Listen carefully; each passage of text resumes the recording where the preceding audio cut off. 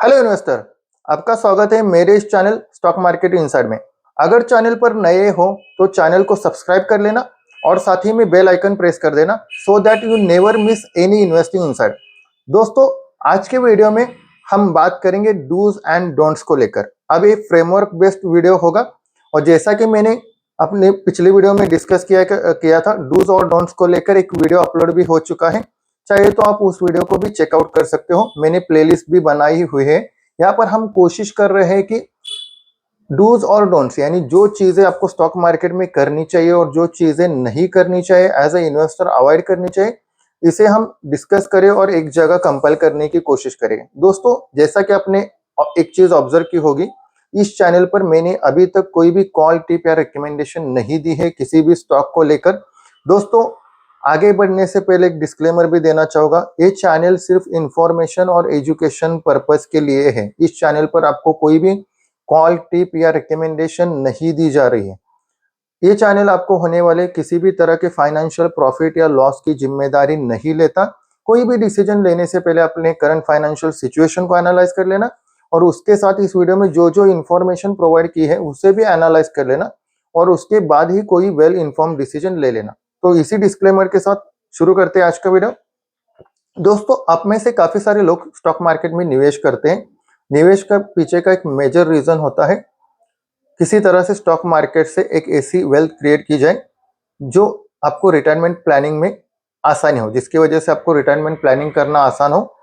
Generational wealth काफी सारे लोग क्रिएट करना चाहते हैं, लेकिन दोस्तों यहाँ पर एक अप्रोच है जिसकी वजह से काफी सारे लोग एक जनरेशनल वेल्थ क्रिएट नहीं कर पाएंगे। उनका काफी समय चला जाएगा लेकिन उस तरह से वेल्थ उनकी क्रिएट नहीं होगी। उनको एफडी बराबर या उससे भी कम रिटर्न्स मिल सकते हैं अगर आप इस अप्रोच को फॉलो करोगे। तो इस अप्रोच की वजह से आपको एफडी या और उससे कम रिटर्न मिल सकते हैं। यानी बात हो रही है डोंट्स की, ऐसी चीजें जो आपको नहीं करनी चाहिए। दोस्तों, आपको एज ए इन्वेस्टर क्या नहीं करना चाहिए? As a investor, specially if you are retail investor and you are in early 20s और 30s, तो आपको ये चीजें नहीं करनी चाहिए। आपको जाकर इंडेक्स को हग नहीं करना है, यानी इंडेक्स हगिंग अप्रोच को आपको फॉलो नहीं करना है। अगर आप जाकर इंडेक्स को हग कर रहे हो, आपकी अच्छी खासी सैलरी है, आपकी अच्छी खासी इनकम है, आपके पास काफी समय पड़ा है, आने वाले 10 साल 20 साल का समय पड़ा है, तो दोस्तों आप इंडेक्स को हग करना छोड़ दो। जितना ज्यादा इंडेक्स को हग करोगे उतना ही ज्यादा आपके रिटर्न्स नहीं बनेंगे, इस बात को समझ लेना। अगर इन दी एंड अगर आपको जाकर इंडेक्स को हग ही करना है, so you can outsource your money to the mutual fund. Mutual fund दोस्तों सच में सही है। अगर आपको जाकर इंडेक्स को ही हग करना है तो दोस्तों म्यूचुअल फंड सही है। काफी सारे लोगों को स्टॉक मार्केट के बारे में पता नहीं होता, उन्हें समझ नहीं होती, इन लोगों के लिए भी म्यूचुअल फंड सही है। और अगर आपको पता है और इसके बावजूद भी इतना सेफ खेलना चाहते हो कि आपको आप जाकर इंडेक्स में जो शेयर है, निफ्टी 50 जो इंडेक्स है उसमें जो शेयर है उसी शेयर में बाय या सेल कर रहे हो, तो आपके लिए दोस्तों mutual fund specially index fund सही है। क्यों? क्योंकि दोस्तों mutual fund as a Nifty 50 यानी जो इंडेक्स के जो शेयर है वहां पर आपको वैल्यू ढूंढ पाना काफी मुश्किल है। These are the popular share, these are the highly liquid share, और यहाँ पर वैल्यूएशन ढूंढ पाना, वैल्यूएशन कंफर्ट ढूंढ पाना, वैल्यूएशन मिसमैच ढूंढ पाना काफी डिफिकल्ट और काफी मुश्किल भरा काम है। इसीलिए आपने देखा होगा कि काफी सारे निफ्टी 50 के शेयर पिछले कुछ सालों से कुछ रिटर्न्स ही नहीं प्रोवाइड किए हैं। जैसे इनका रिटर्न एफडी से भी कम है, 5-5 साल बीत चुके हैं, कोई रिटर्न नहीं है। अब कोई भी स्टॉक निफ्टी 50 का हिस्सा कब बनता है, इस बात को दोस्तों समझना पड़ेगा। एक शेयर को निफ्टी 50 का हिस्सा बनने के लिए क्या क्या क्राइटेरिया फॉलो करने पड़ते हैं? Obviously market cap is a major criteria. Top 50 companies as per the market cap भी इंपॉर्टेंट है, लेकिन फ्री मार्केट फ्लोट इस कंसेप्ट पर भी निफ्टी 50 चलता है। अब ये दो क्राइटेरिया जब कंपनी फुलफिल करेगी तब जाकर वो निफ्टी 50 का हिस्सा बनेगी। अब ये जो सारे निफ्टी 50 के शेयर है वो कभी ना कभी अगर आप देखोगे ना, ये स्मॉल कैप और मिड कैप स्टॉक हुआ करते थे। आज ये निफ्टी 50 का हिस्सा है, आगे जाकर ये निफ्टी 50 का हिस्सा रहेंगे या ना भी या नहीं रहेंगे, इसकी कोई गारंटी नहीं। दोस्तों, काफी सारे अपने पास्ट ट्रैक रिकॉर्ड उठाकर देख लेना, निफ्टी में जो चेंजेस आए over the period of time, इसको भी उठाकर देख लेना। काफ़ी सारे स्टॉक्स निफ्टी से बाहर हो चुके हैं और काफ़ी सारे स्टॉक्स का एक अच्छा खासा डाउनफॉल हो चुका है। अब इंटरेस्टिंगली यहाँ तक पहुँचने के लिए उन्होंने एक बेहतर परफॉर्मेंस दिया। ऑब्वियसली निफ्टी 50 का हिस्सा बनने के लिए एक छोटी कंपनी है, उसने लगातार बेहतरीन परफॉर्म दिया, चाहे वो प्रॉफिट्स को लेकर हो, सेल्स को लेकर हो, ऑपरेटिंग प्रॉफिट मार्जिन्स को लेकर हो, तब जाकर मार्केट कैप 1 लाख करोड़ से ऊपर चला गया और इसकी वजह से वो निफ्टी 50 का हिस्सा बन पाया स्टॉक। ठीक है, अब जैसे यानी क्या, ये स्टॉक ऑलरेडी पिक आउट हो चुके हैं, यानी ये स्टॉक अपने ऊंचाई तक पहुंच चुके हैं, जो ग्लोरी थी वहां तक पहुंच चुके हैं।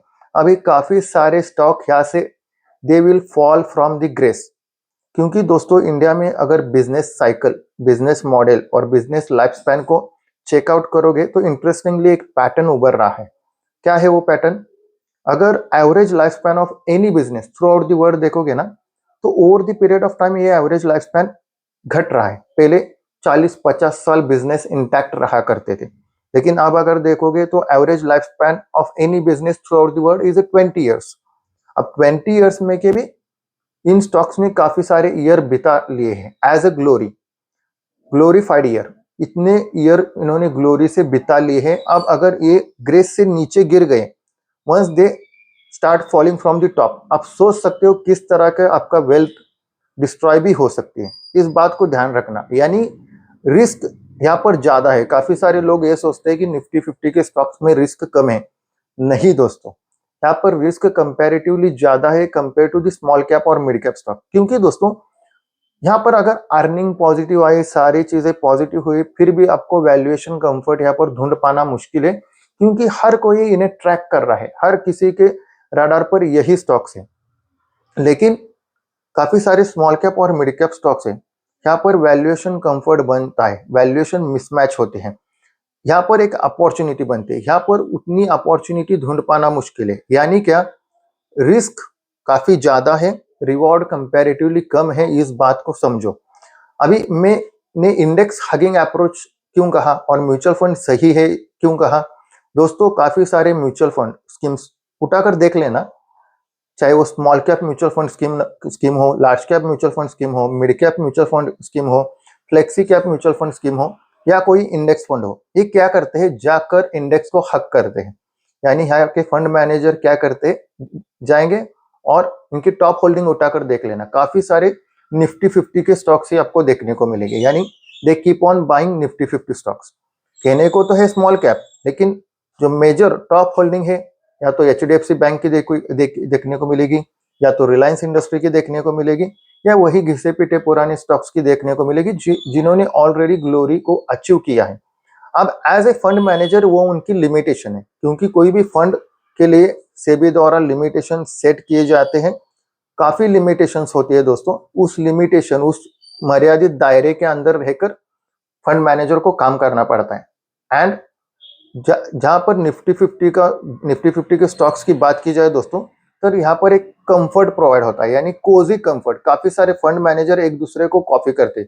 आपने कोई ऐसा फंड मैनेजर नहीं देखा होगा कि जिसने काफी एक्स्ट्रा ऑर्डिनरी और रिवॉल्यूशनरी डिसीजन लिए हैं फंड ऑपरेशन को लेकर।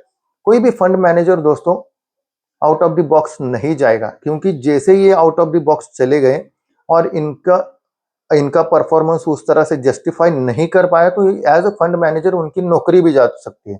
सो काफी सारे फंड मैनेजर क्या करते हैं, अपनी नौकरी बचाने के चक्कर में उतना रिस्क नहीं लेते। लेकिन एज ए रिटेल इन्वेस्टर ये आपके पास एक मेजर प्लस है, एक मेजर पॉजिटिव है।